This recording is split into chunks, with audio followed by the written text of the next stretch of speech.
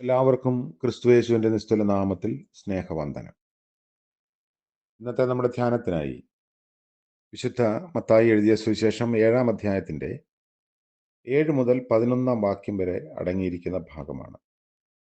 മത്തായി 7-ന്റെ 7 തൊട്ട് 11 വരെയാണ്. 7-ാമത്തെ വാക്യം വായിക്കട്ടെ. യാചിപ്പീൻ, എന്നാൽ നിങ്ങൾക്ക് കിട്ടും; അന്വേഷിപ്പീൻ, എന്നാൽ നിങ്ങൾ കണ്ടെത്തും; മുട്ടുവീൻ, എന്നാൽ നിങ്ങൾക്ക് തുറക്കും. കർത്താവിന്റെ പരിശുദ്ധ നാമം വാഴ്ത്തപ്പെടട്ടെ. എങ്ങനെയെല്ലാം പ്രാർത്ഥിക്കണമെന്നും പ്രാർത്ഥനയുടെ പരിണിത ഫലം എന്തായിരിക്കും എന്നുമൊക്കെ കർത്താവ് നമ്മളെ ഈ ഗിരിപ്രഭാഷണത്തിലൂടെ ഓർമ്മിപ്പിക്കുന്നുണ്ട്. യാചിക്കുന്ന ഏവനും, അല്ലെങ്കിൽ അന്വേഷിക്കുന്ന എല്ലാ മനുഷ്യർക്കും അത് ലഭിക്കും എന്ന ഉറപ്പ് നൽകുകയാണ്. ഇത് പ്രാർത്ഥനയിലെ ആദ്യ പാഠമാണ്. നമ്മൾ ചോദിക്കുന്നത് തന്നെ ചിലപ്പോൾ കിട്ടിയെന്ന് വരില്ല. എന്നാൽ നമുക്ക് ചിലത് കിട്ടും.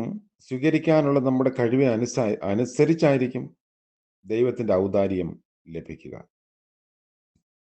നിന്റെ വായ വിസ്താരത്തിൽ തുറക്ക, ഞാൻ അതിനെ നിറയ്ക്കുമെന്ന് 81-ാം സങ്കീർത്തനത്തിൽ വായിക്കുന്നു. പ്രാർത്ഥനാഹൃദയമുള്ള ഒരു മനുഷ്യനെ ദൈവം കാണുന്നെങ്കിൽ പ്രാർത്ഥനക്കാരൻ പ്രാർത്ഥന കേൾക്കുന്ന ഒരു ദൈവത്തെ കണ്ടെത്താതിരിക്കില്ല.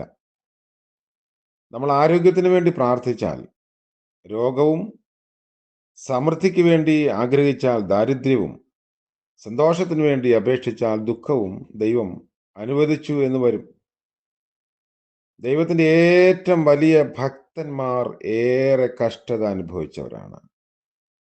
നമ്മൾ വിലയേറിയ ദൈവ മക്കളെ ബഹുമാനിക്കുന്നത് അവർ ജീവിതകാലത്ത് അനുഭവിച്ച സുഖ സൗകര്യത്തിന്റെ ബന്ധത്തിലാണ്.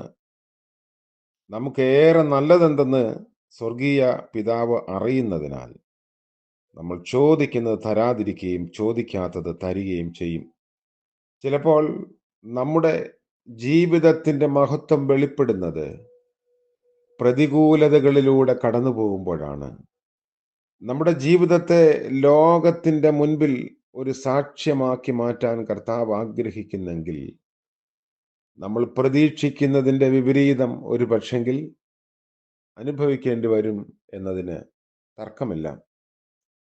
തുടർന്ന് പറയുന്നത് ഒരു ഭൗമിക ബന്ധത്തിലേക്ക് ശിഷ്യന്മാരുടെ അല്ലെങ്കിൽ കേൾവിക്കാരുടെ ശ്രദ്ധയെ തിരിക്കുകയാണ്.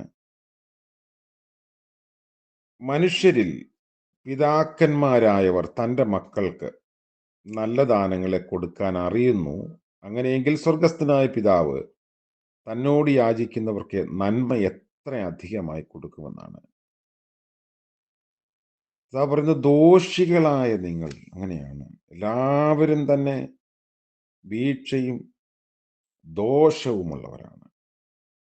അപ്പോൾ ജഡപ്രകാരമുള്ള ഒരു അപ്പൻ തൻ്റെ മകൻ അപ്പം ചോദിക്കുമ്പോൾ കല്ല് കൊടുക്കുമോ? ഇതാണ് കർത്താവിൻ്റെ ചോദ്യം. ഒരിക്കലും അങ്ങനെ ചെയ്യില്ല എന്നതാണ്. മീൻ ചോദിക്കുന്നവന് പാമ്പിനെയും കൊടുക്കാറില്ല. ഒരു കല്ല് ദോഷമുള്ള വീക്ഷണകോണത്തിൽ കൂടെ നോക്കുമ്പോൾ കടുപ്പമുള്ളതും ഉൽപാദന ശേഷിയില്ലാത്തതുമാണ്. കൃഷിക്ക് അനുയോജ്യമല്ലാത്ത നിലയിൽ ഭൂമി ആകേണ്ടതിനത്രേ കല്ല് ഭൂമിയിൽ ചൊരിയപ്പെട്ടത്. അത് രാജാക്കന്മാരുടെ 2-ാം പുസ്തകം 3-ാം അധ്യായത്തിന്റെ 19-ഉം 20-ഉം ഒക്കെ വാക്യങ്ങളിൽ അതിൻ്റെ ഒരു സൂചനയുണ്ട്. അതിനാൽ കല്ലുള്ള സ്ഥലത്തെക്കുറിച്ച് നമ്മൾ പറയുന്നു, കല്ലായ ഹൃദയത്തെക്കുറിച്ച് പറയുന്നു. കൽപ്പനകളുടെ കാഠിന്യ നിമിത്തം അത് കൽപ്പലകളിൽ എഴുതി എന്ന് പുറപ്പാട് പുസ്തകത്തിൽ കാണുന്നു. ഇതിന്റെ നിമിത്തമാണ് ചിലരെ കല്ലെറിഞ്ഞ് കൊന്നത് എന്ന് സംഖ്യാപുസ്തകത്തിലുണ്ട്. മത്സ്യം ഫലസമൃദ്ധിയെ കാണിക്കുന്നു. ഓരോന്ന് കർത്താവ് എടുത്തെടുത്ത് ചോദിക്കുന്നുണ്ട്. മത്സ്യത്തിന് വേണ്ടിയുള്ള എഡ്ജി എന്ന എബ്രായ പദം സമൃദ്ധിയെ കാണിക്കുന്നു. അതിന്മേൽ മനുഷ്യന് ആധിപത്യം കൊടുത്തിരിക്കുകയാണ് എന്ന സൂചനയുണ്ട്. മനുഷ്യന്റെ യാതൊരു കരുതലും കൂടാതെ അത് വർദ്ധിച്ചുകൊണ്ടിരിക്കുന്നു. നമ്മൾ ചോദിക്കുന്നതിനേക്കാൾ, നനയ്ക്കുന്നതിനേക്കാൾ അത്യന്തം പരമായ നന്മ കൊണ്ട് നമ്മളെ നടത്തുന്ന ഒരു ദൈവം. നമ്മൾ ആഗ്രഹിക്കുന്നത് പോലെ ആവണമെന്നില്ല നമുക്ക് മറുപടി ലഭിക്കുന്നത്. എന്നാൽ നമ്മൾ അർഹിക്കുന്നത് പോലെയും നമുക്ക് ആവശ്യമുള്ളത് പോലെയും ദൈവം തമ്പുരാൻ നമുക്ക് മറുപടി നൽകും.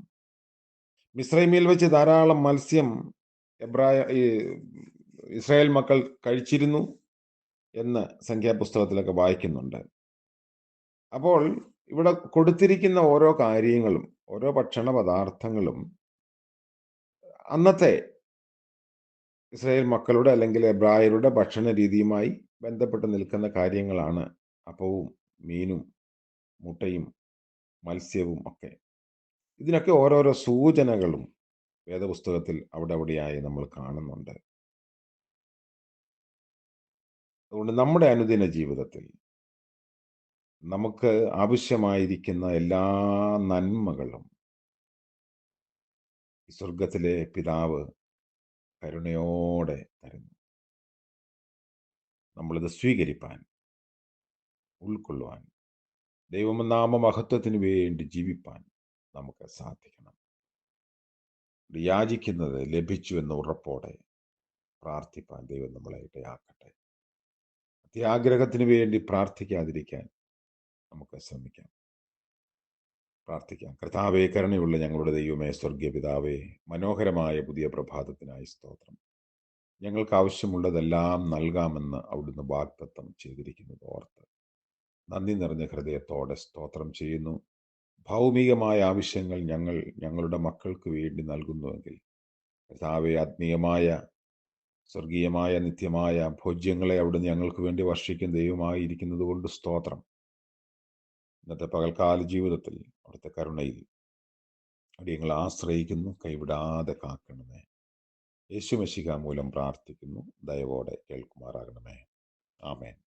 ത്രിയേക ദൈവത്തിൻ്റെ അനുഗ്രഹവും കാവലും നമ്മോടുകൂടെ എന്നും എന്നേക്കും ഉണ്ടായിരിക്കുമാറാകട്ടെ. ആമേൻ.